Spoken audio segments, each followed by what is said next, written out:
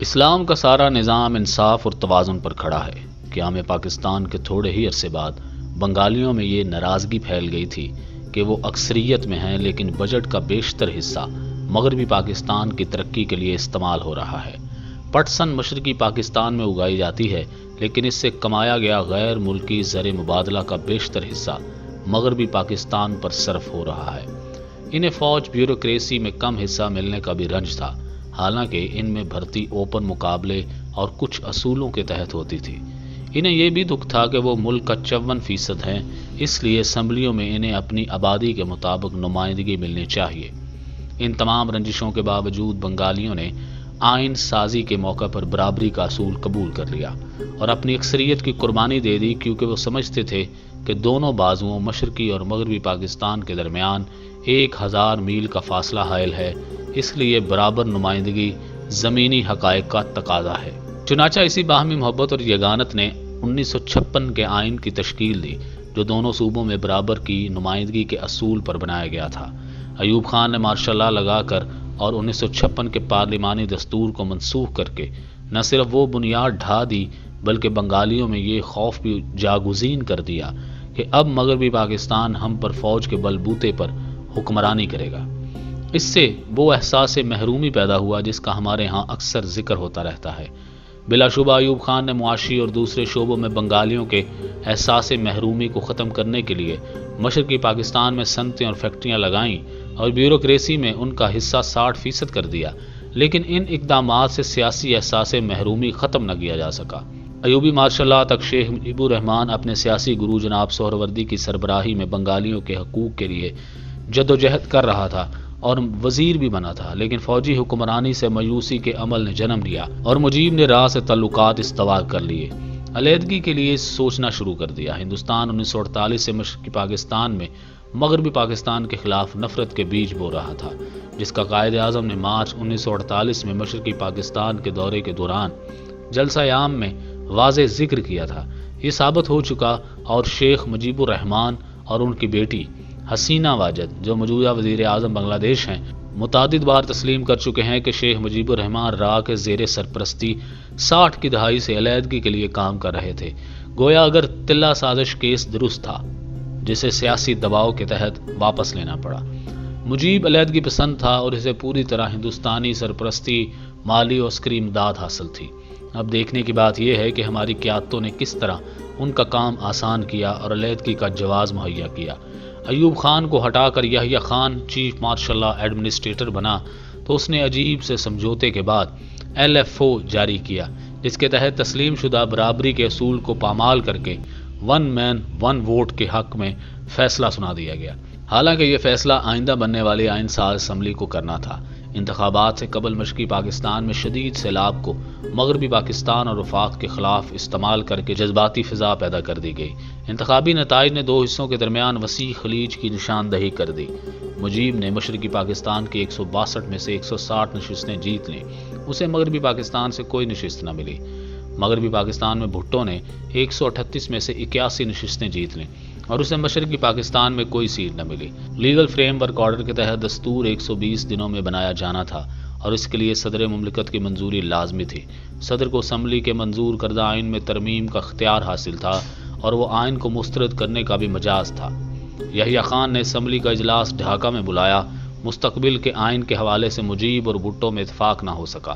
بھٹو نے اسمبلی میں جانے سے انکار کر دیا اور اپنے اراکین کو شرکت کی صورت میں ٹانگیں توڑنے کی دھمکی بھی دے دی۔ اس بائیکاٹ نے جہاں بنگالیوں کے جذبات کو انگیخت دی اور ہندوستان کو اس پروپیگنڈے کا موقع ملا کہ مغربی پاکستان مشرقی پاکستان کو اقتدار میں شریک نہیں کرنا چاہتا، وہاں یحییٰ کو بھی اسمبلی کا سیشن ملتوی کرنے کا موقع مل گیا۔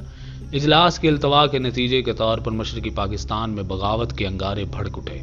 سول نافرمانی کی فضا نے جنم لیا اور کھلم کھلا علیحدگی کے نعرے بلند ہونے لگے۔ غم و غصے کی تحریک نے زور پکڑا تو مغربی پاکستان کے سول اور فوجی افسران کو بنگالیوں نے ظلم و ستم کا نشانہ بنایا۔ مجیب کا مطالبہ تھا کہ یحییٰ خان اسمبلی کا اجلاس بلائے، جبکہ یحییٰ خان آئین کے بنیادی اصولوں پر سمجھوتے کے بغیر اجلاس بلانے کے لیے راضی نہیں تھا۔ بغاوت نے قتل و خون کا روپ دھارا تو یحییٰ خان نے سیاسی حل کی رات ترک کر کے آرمی ایکشن کا حکم دے دیا، جس نے پاکستان ٹوٹنے کی بنیاد رکھ دی۔ आर्मी एक्शन के नतीजे के तौर पर लाखों बंगाली हिंदुस्तान चले गए। वहां बांग्लादेश की जलावतन हुकूमत बना दी गई और बंगाली नौजवानों को फौजी तरबियत और असला देकर छापामार कार्रवाइयों का सिलसिला शुरू हो गया। हिंदुस्तान एक अरसे से इस अलहदगी की मनसूबाबंदी कर रहा था। हमारी सियासी और अस्करी क़यादत की गलतियों ने इसे मौका फ्राहम कर दिया। दोनों सूबतों में राब्ते के फुकदान, सप्लाई और फौज की किल्लत के सबब मशरकी पाकिस्तान का दिफा मुमकिन न था। हिंदुस्तान ने मुक्ति बाहिनी की आड़ में अपनी फौज के जरिए 16 दिसंबर 1971 को मशरकी पाकिस्तान फतह कर लिया। मुख्तसर ये कि याहिया खान और भुट्टो के फैसलों ने अलहदगी का रास्ता हमवार किया। मुजीब और हिंदुस्तान ने पाकिस्तान तोड़ा। मशरकी पाकिस्तान में हालात बहुत ज़्यादा ख़राब होने के चंद माह बाद करीब 1 करोड़ पनाह गुज़ीन बांग्लादेश की सरहद पार करके इंडिया में दाखिल हो गए थे। दर हकीकत बांग्लादेश के क़याम में इंडिया बिला वास्ता मुलव्वस था। 16 अप्रैल 1971 में बांग्लादेश में आर्जी हुकूमत के क़याम के एक हफ्ता के अंदर अंदर बांग्लादेशी हुकूमत के कायम मुकाम सदर सैयद नज़रुल इस्लाम ने इंडिया की आशीर्वाद हासिल करने के लिए एक ख़त भी तहरीर किया था। इलाकाई वजूहात की बिना पर उस वक़्त इंडिया ने एहतियात बरती, लेकिन दर हकीकत बांग्लादेश की आर्जी हुकूमत को इंडिया की मुकम्मल हमायत हासिल थी। मुक्ति बाहिनी के अराकीन को इंडिया में ट्रेनिंग दी गई और इंडिया ने ही इन्हें हथियार फराहम किए। दूसरी जानिब इंडिया ने 1 करोड़ बांग्लादेशी पनाह गुज़ीनों को जगह दी थी। इंडियन वज़ीर आज़म इंदिरा गांधी ने जून में दुनिया भर के मुख्तलिफ ममालिक का दौरा शुरू किया ताकि पाकिस्तानी फोर्सेस की जानिब से मशरकी पाकिस्तान में किए गए मुबैना कत्लेआम के बारे में सबको बता सकें। उन्होंने मुतादिद हुकूमतों के सरबराहान को बताया कि मशरकी पाकिस्तान में क्या हो रहा है और इससे इंडिया को किस तरह नुकसान पहुँच रहा है। इन्हीं दौरों की मदद से इंदिरा गांधी ने मशरकी पाकिस्तान में फ़ौजी मुदाखलत की बुनियाद रखी। इंडिया ने अगस्त 1971 में रूस के साथ इत्तेहाद के मुआहदे पर दस्तखत किए, जिसमें अमेरिका नाखुश हुआ। अमरीकी वज़ीर ख़ारजा हेनरी किसिंजर ने इस इत्तेहाद को बड़ी मायूसी करार दिया था। उन्होंने पाकिस्तान के साथ इंडिया की जंग का इल्ज़ाम इंडिया सोवियत मुआहदे पर डाला। वो अपनी किताब वाइट हाउस एयर्स में लिखते हैं कि सोवियत यूनियन इंडिया को रोक सकता था, लेकिन उन्होंने ऐसा नहीं किया। दर हकीकत सोवियत यूनियन ने इत्तेहाद के मुआहदे के ज़रिए जंग के लिए इश्तियाल अंगेज़ी की। किसिंजर लिखते हैं कि 24 नवंबर 1971 में इंदिरा गांधी ने यह माना कि इंडियन फौजी दस्ते सरहद पार करके पाकिस्तान में दाखिल हो चुके हैं। इंदिरा गांधी ने कहा कि उन्होंने ऐसा सिर्फ एक मरतबा किया है। सोवियत यूनियन की हिमायत के बाद ही इंडिया ने भरपूर जंग की जुर्रत की। 3 दिसंबर 1971 को पाकिस्तान में मुदाखलत के बाद इंडिया बराह रास्त जंग में फरीक बन चुका था और इंदिरा गांधी ने 6 दिसंबर 1971 को बांग्लादेश को बतौर रियासत तस्लीम कर लिया। 7 दिसंबर को वज़ीर आज़म ताजुद्दीन ने एक रेडियो खिताब में कहा कि हमारे जंगजू अब इंडियन फ़ौज के शाना बशाना लड़ रहे हैं और इनका खून इस मिट्टी में बह रहा है। इस खिताब में ताजुद्दीन ने इंदिरा गांधी का शुक्रिया अदा किया था। इंडिया की जंग में मुदाखलत के बाद इत्तेहादी फ़ौज कायम हुई। कुछ ही दिनों में जैसोर, खलना और नौखाली इंडिया और मुक्ति बाहिनी के कब्जे में आ गए। अब जंग में पाकिस्तानी फोर्सेस की शिकस्त किसी भी वक्त हो सकती थी। इत्तेहादी फ़ौज 14 दिसंबर तक ढाका पहुंच गई। इस जंग में जैसे जैसे पेशरफ्त होती रही, वैसे वैसे पाकिस्तानी फ़ौज के अफसरान के बीच राब्ता ख़त्म होता गया। हर शख्स के लिए हिकमत अमली मुख्तलिफ थी। सन 1971 की जंग पर पाकिस्तानी फ़ौज के सीनियर अफसरान की लिखी गई कई किताबों में हर कोई दूसरे पर इल्ज़ाम लगाता नजर आता है। सन 1971 में लेफ्टिनेंट जनरल गुल हसन खान पाकिस्तानी फ़ौज के चीफ ऑफ आर्मी स्टाफ थे। उनके मुताबिक इंडिया से जंग के कुछ माह कबल फ़ौज का हेडक्वार्टर बज़ाहिर गैर मुअस्सर हो चुका था। वो अपनी किताब में सन 1971 की जंग से जुड़े वाक़यात मेमोरीज ऑफ गुल हसन खान में लिखते हैं कि जनरल नियाज़ी के फहम में नहीं था कि इंडिया बराह रास्त पाकिस्तान पर हमला कर देगा। मुझे लगा कि हम में से कोई शायद किसी को समझ नहीं सका।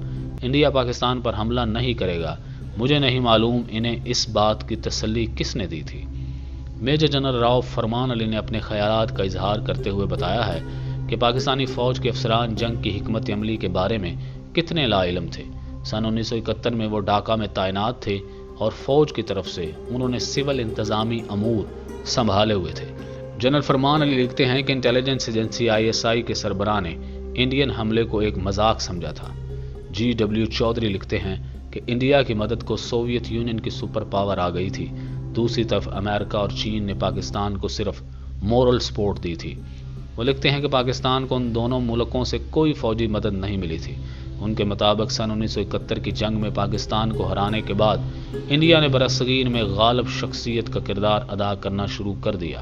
تاہم کئی بنگلہ دیشی آج بھی اپنی جنگ آزادی میں انڈیا کے کردار کو اچھے الفاظ میں یاد کرتے ہیں۔ اس سارے کھیل میں بیچارے اسلام کا کیا قصور؟ آخر میں سوچنے کی بات یہ ہے کہ اگر ہندوستان نہ چڑھ دوڑتا تو کیا پاکستان ٹوٹ سکتا تھا؟ مختلف ممالک میں علیحدگی کی تحریکیں چلتی رہتی ہیں اور پھر قومی دھارے کا حصہ بن جاتی ہیں۔ آج مقبوضہ کشمیر میں تحریک آزادی زوروں پر ہے۔ کیا پاکستانی فوج مداخلت کر کے انہیں آزادی دلا سکتا ہے؟